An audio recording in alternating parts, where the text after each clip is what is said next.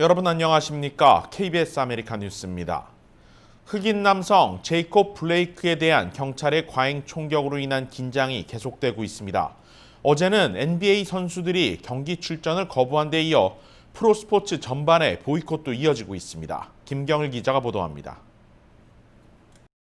코로나 확산으로 시즌을 중단했다 어렵게 재개한 스포츠 경기가 경찰의 흑인 남성 총격 사건으로 다시 멈춰섰습니다.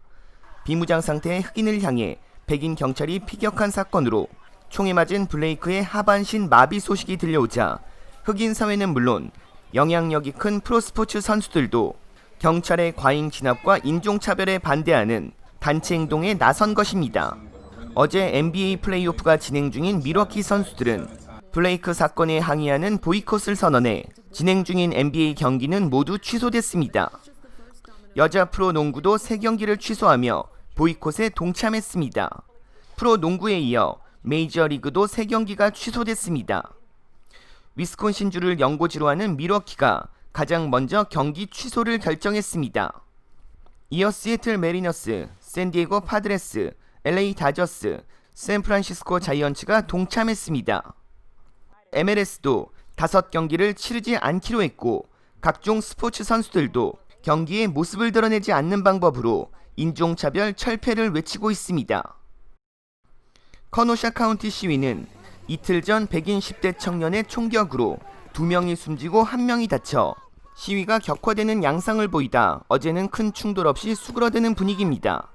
그러나 시위 확산을 우려해 위스콘신주는 비상사태를 선포했고 커노샤에는 주 방위군 250명이 투입됐습니다. 경찰 총격에 항의하는 시위는 위스콘신 커노샤를 넘어 뉴욕, LA, 샌디에이고, 포틀랜드 등 주요 도시로 확대되고 있습니다. 플로이드가 숨졌던 미니애폴리스에서는 소요, 약탈이 또 발생했습니다. 경찰은 야간 통행 금지령을 발령하고 시위대를 체포했습니다. 치안 유지를 위해 주 방위군 투입도 요청한 상태입니다. KBS 뉴스 김경일입니다. 초강력 허리케인 로라가 미 남부 루이지애나와 텍사스주에 상륙했습니다. 당초 예상보다는 세력이 조금 약화됐지만 피해는 계속 늘고 있는 상황입니다. 이유수 기자가 보도합니다. 초강력 허리케인 로라가 루이지애나와 텍사스주를 강타했습니다. 허리케인 로라는 내륙에 상륙하며 4등급에서 2등급으로 떨어진 뒤 재차 1등급으로 세력이 약화됐지만 위험성은 여전히 높습니다. 로라는 지난 2005년 뉴올리언스를 강타한 카트리나보다 더 강력한 것으로 전해지고 있습니다. 국립 허리케인 센터는 로라가 생존 불가능한 수준의 해일을 동반할 수 있으며 내륙 지방에 매우 광범위한 피해를 입힐 수 있는 수준이라고 경고했습니다. 사실상 예방이 최선인 상황인 겁니다. 루이지애나 해안가에 살고 있는 50만 명의 거주민들은 인근 대피소로 피신한 상태지만 내륙 지방에 거주하고 있는 시민들은 자택에 몸을 피신했습니다. 루이지애나에서는 이미 48만 가구가 정전 사태를 맞았고 한 10대 소년은 강풍에 꺾인 가로수가 집을 덮치며 사망했습니다. 텍사스주도 긴장의 끈을 놓지 않는 모습입니다. Hurricane is going to be quite severe, very powerful winds with a strong impact.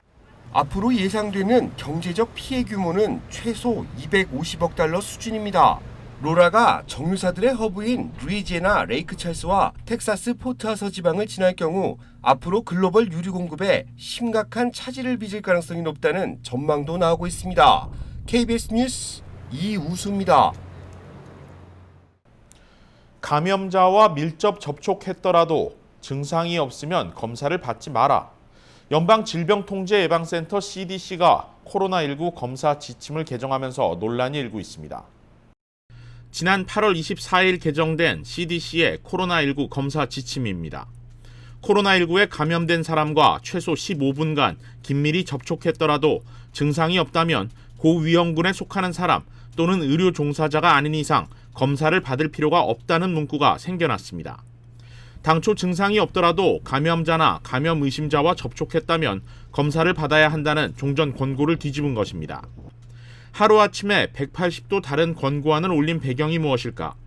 This change that's posted on the CDC website may cause a decrease in the number of new cases coming in. So theoretically, a politician could say, look, things are looking good. There's fewer and fewer cases being diagnosed every day. 전미의료협회는 코로나 대유행과 싸우는 상황에서 퇴보하는 결정이라며 즉각 반박 성명을 냈습니다.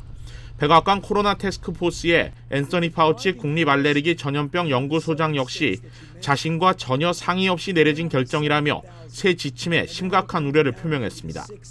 이와 관련해 미 주요 언론들은 이번 조치가 결국 트럼프 행정부 고위층의 압력이 내려온 결과라고 보도하고 있습니다. CNN은 새로운 코로나19 검사 지침이 위에서 내려왔다는 연방정부 보건관리의 말을 인용하기도 했습니다. 2020 센서스 아시안 행동주간을 맞아 한인단체들이 손을 맞잡았습니다. 남은 한 달 동안 한인들의 참여를 독려하기 위한 캠페인에 총력을 다한다는 계획입니다. 이채은 기자가 보도합니다. 한인 커뮤니티 단체들이 한인들의 센서스 인구조사 참여 독려를 위해 한자리에 모였습니다. 이들은 연방 센서스국의 아시안 행동주간을 맞이해 한인들의 인구조사 참여를 재차 당부했습니다. 참여하지 않으면 우리 이익을 우리가 어떻게 가지겠습니까? 그러니까 우리 동포분들 한 분도 빠짐없이 다 참석해 주시기를 바랍니다. 각 한인 단체들은 한인들의 참여 독려를 위해 다양한 캠페인 활동을 진행할 예정입니다. 주민들의 참여를 돕기 위해 비접촉식 방문부터 진행됩니다.